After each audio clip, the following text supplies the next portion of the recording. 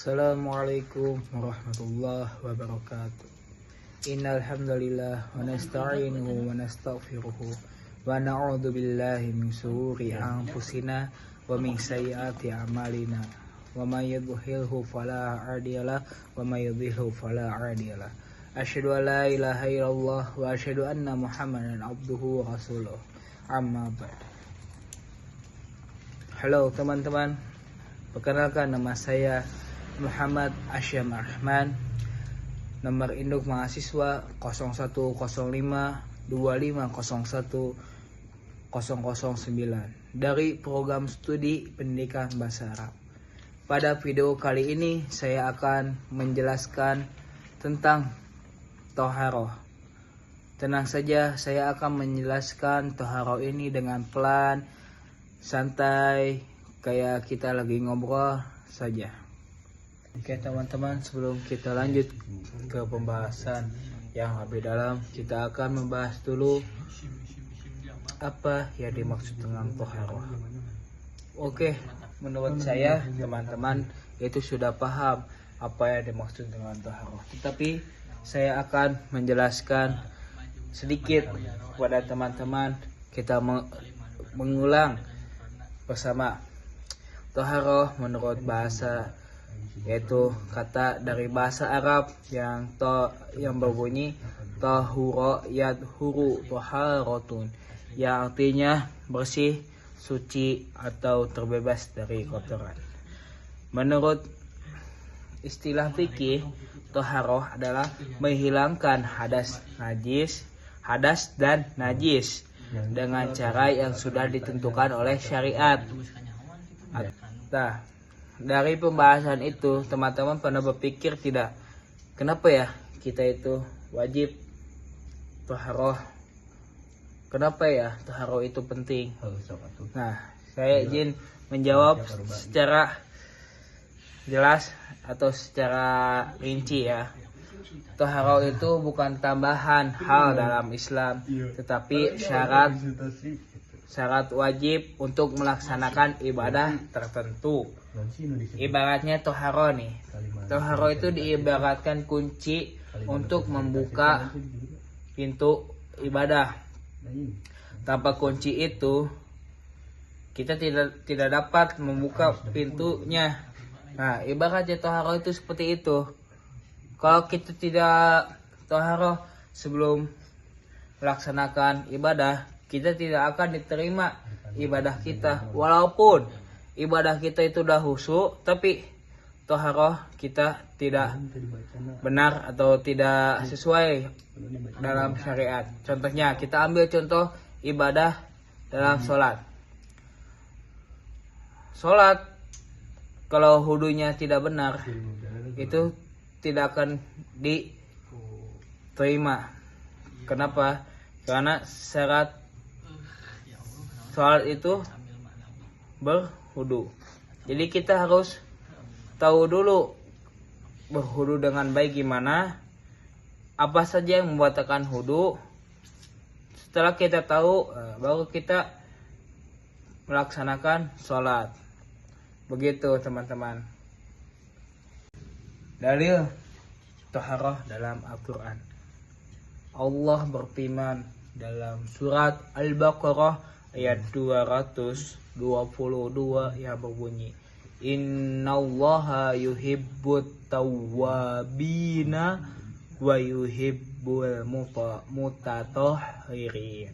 Ya, artinya sesungguhnya Allah mencintai orang-orang yang bertaubat dan orang-orang yang mensucikan diri. Dalam ayat ini kita dapat mengambil kesimpulan, yaitu dua hal penting.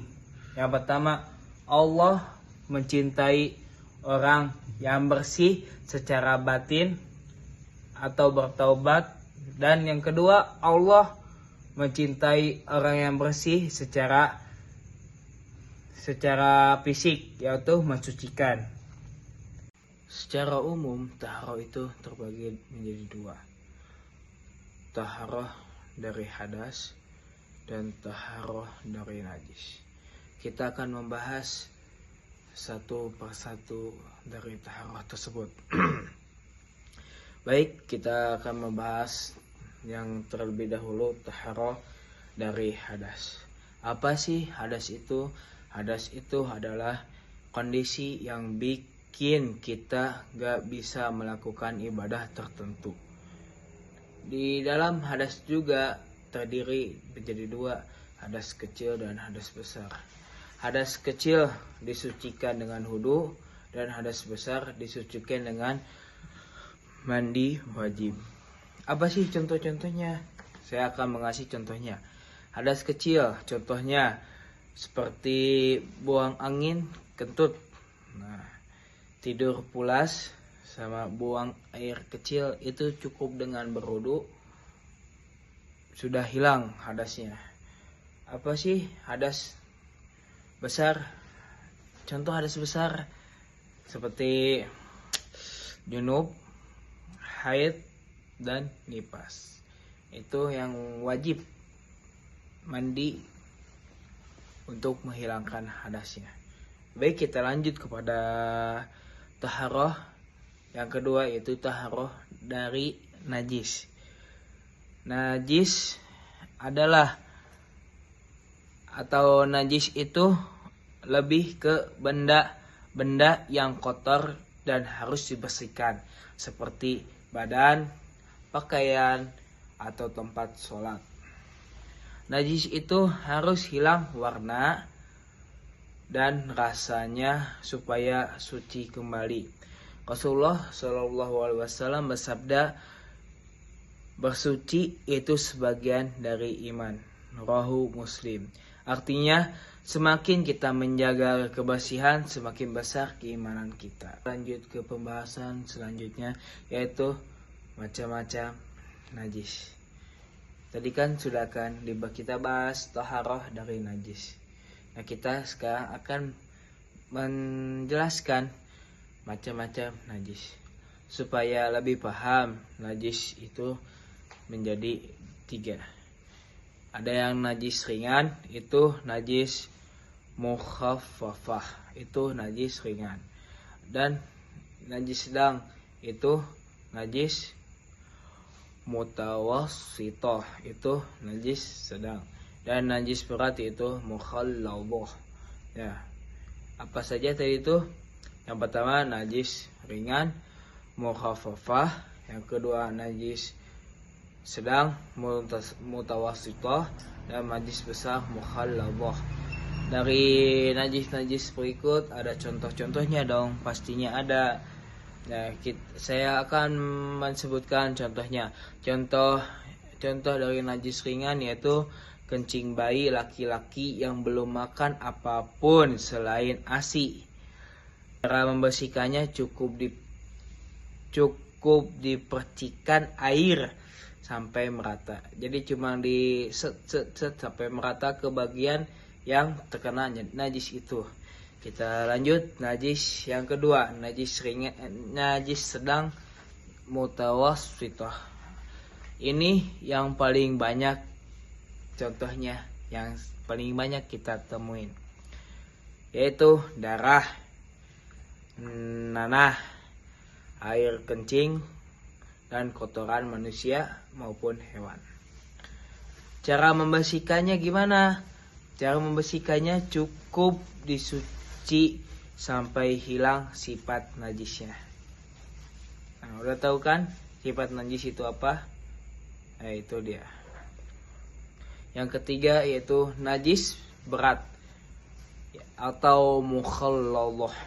Ini najis yang paling berat dan yang paling berat lah pokoknya. Najis ini contohnya yaitu dari anjing dan babi.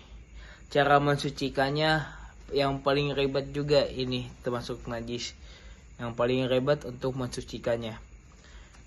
Harus 7 kali cucian, salah satunya menggunakan debu atau sesuatu yang sifatnya bisa menggantikan debu. Alat dan media bersuci dalam Islam. Islam memberikan banyak cara untuk bersuci.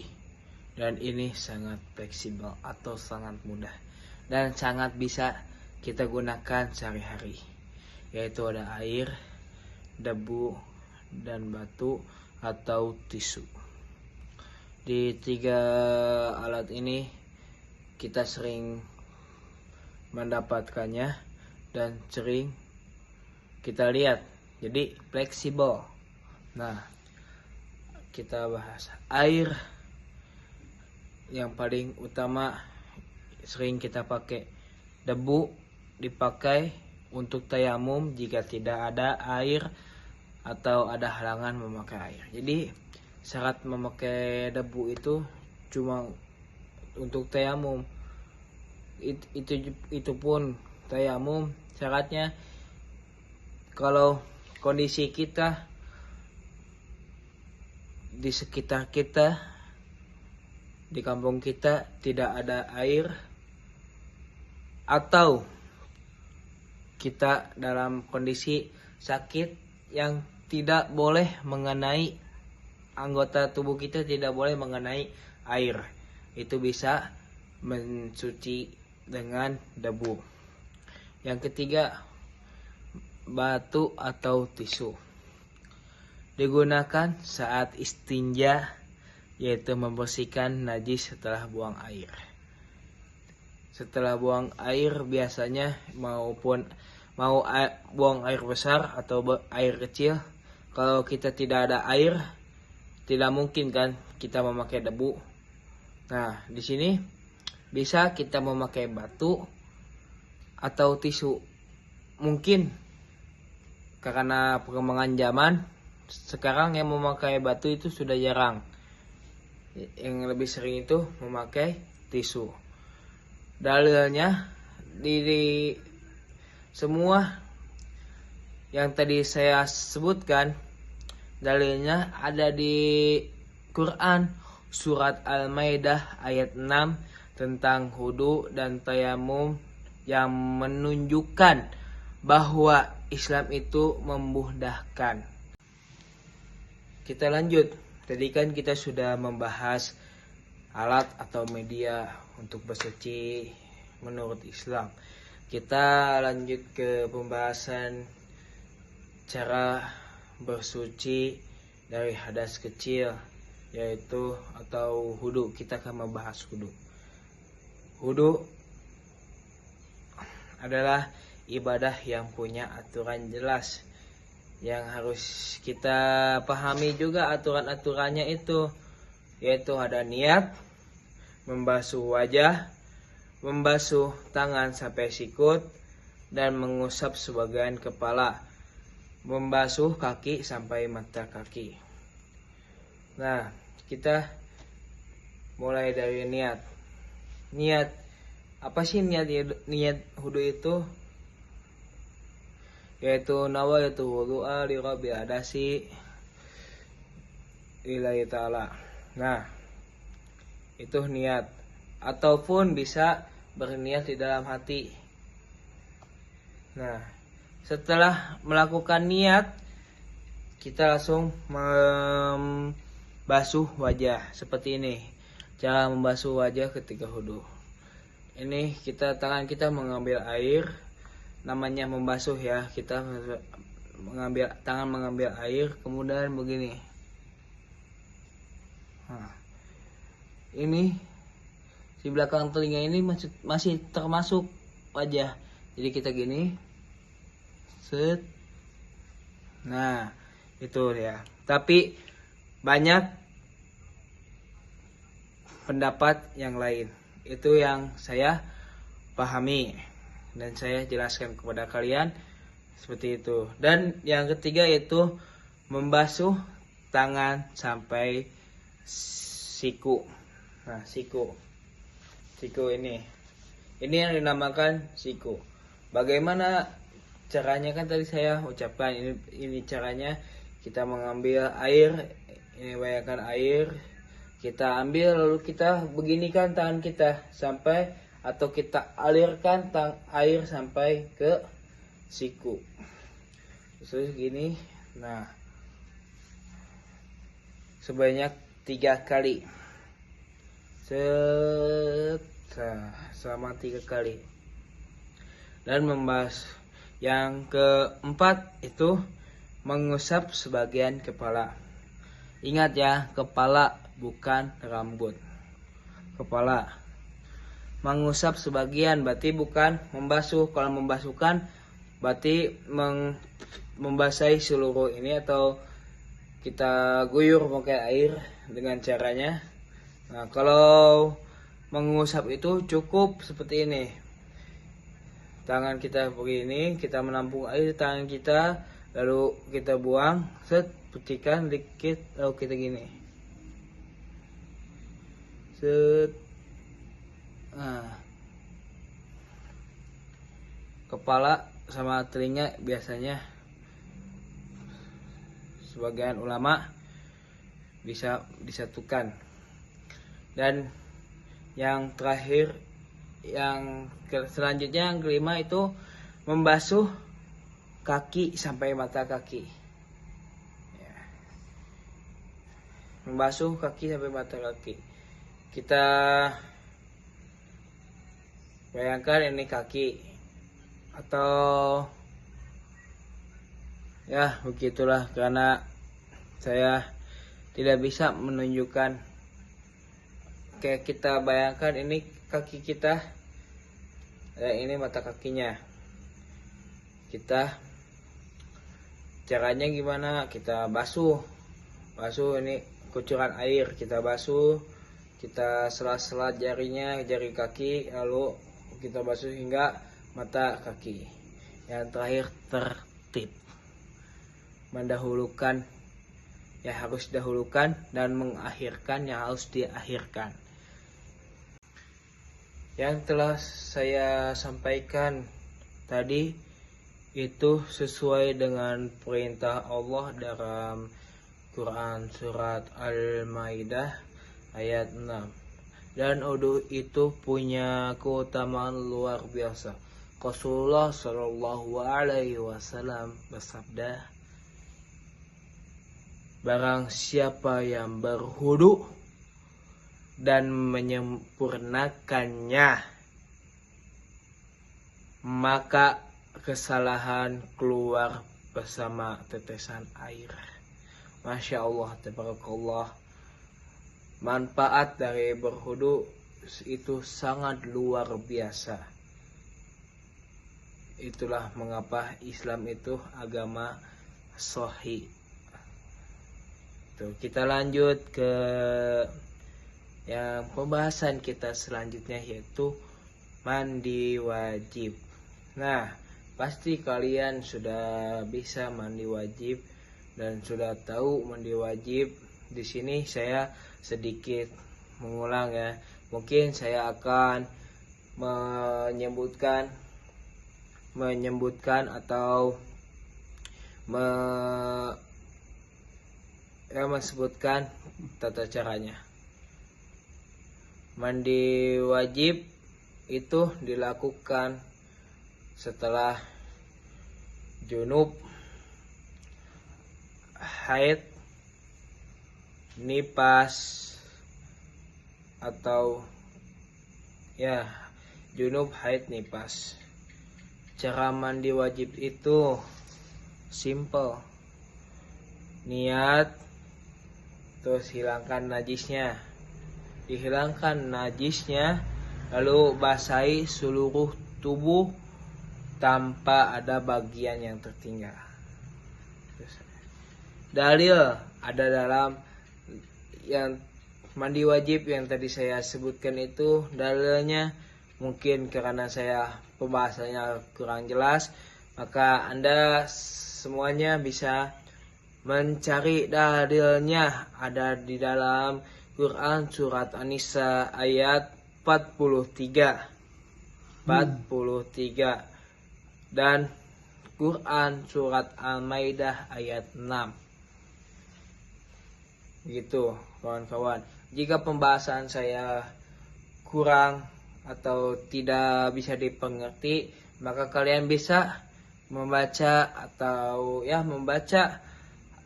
sendiri dalilnya. Ada di surat An-Nisa ayat 43 dan di Al-Maidah ayat 6.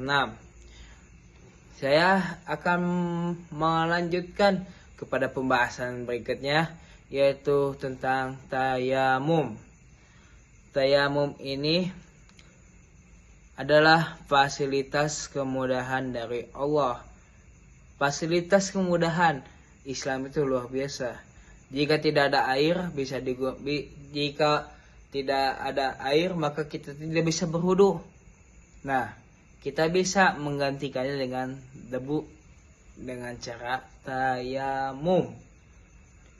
Tayamum itu dilakukan seperti saya tadi sudah bilang, dilakukan ketika tidak ada air atau tidak boleh anggota tubuh kita kena air disebabkan oleh penyakit yang dialaminya. Gimana cara tayamum itu? Pertama kita niat tayamum. Yang kedua kita menepukkan telapak tangan ke debu. Seperti ini contohnya. Kita tepukkan ke debu. Lalu kita buskan supaya debunya tidak terlalu tebal. Kita buskan seperti ini, lalu kita usap ke wajah. Udah selama 3 kali. Kita tepukan tangan ke debu dan kedua telapak tangan kita tepukan untuk mengkikis debunya dan usap lagi selama 3 kali. Setelah wajah kita tepukan lagi dan kita kikis debunya lalu usap kedua tangan. Nah, begitulah yang lainnya tertib. Tadi saya sudah jelaskan apa itu tertib. Ini juga bersifat atau terdapat dalam Al-Quran surat Al-Maidah ayat 6 juga. Taharah itu bukan cuma ritual atau bukan cuma kegiatan, tapi taharah juga gaya hidup. Bersih itu sehat, nyaman, dan mendatangkan keberkahan. Lingkungan yang bersih membuat ibadah lebih nyaman. Hidup bersih juga membuat kita dihormatin dan membawa energi positif. Orang yang menjaga kebersihan itu bukan hanya tampilan rapih, tapi menunjukkan kedisiplinkan dan ketakwaan. Pasti orang yang bertakwa itu keadaannya bersih, dan bersih itu sehat, dan kita lebih nyaman untuk beribadah. Betul atau tidak? Pasti jawaban kalian betul. Mustahil bersih tapi tidak nyaman. Nah, mustahil kan? Ya, mustahil. Pasti bersih itu lebih nyaman untuk beribadah. Nah, jadi itu tadi pembahasan tentang taharah, mulai dari pengertian, jenis-jenis hadas, najis, dan tata cara wudu, mandi wajib, dan tayamum. Itu semoga bermanfaat bagi kalian dan bermanfaat bagi saya sendiri sebagai narasumber, dan semoga bisa dipahami oleh kalian. Saya Muhammad Asyam Ar-Rahman, nomor induk mahasiswa 010525010009 dari program studi pendidikan bahasa Arab. Saya mengucapkan terima kasih sudah menonton video ini sampai akhir, Dan saya meminta maaf kalau ada kata-kata dari mulut saya yang kurang pantas didengar, dan mohon maaf jika pembahasannya tidak rinci atau tidak terlalu jelas. Saya izin pamit mengundurkan diri. Wassalamualaikum warahmatullahi wabarakatuh.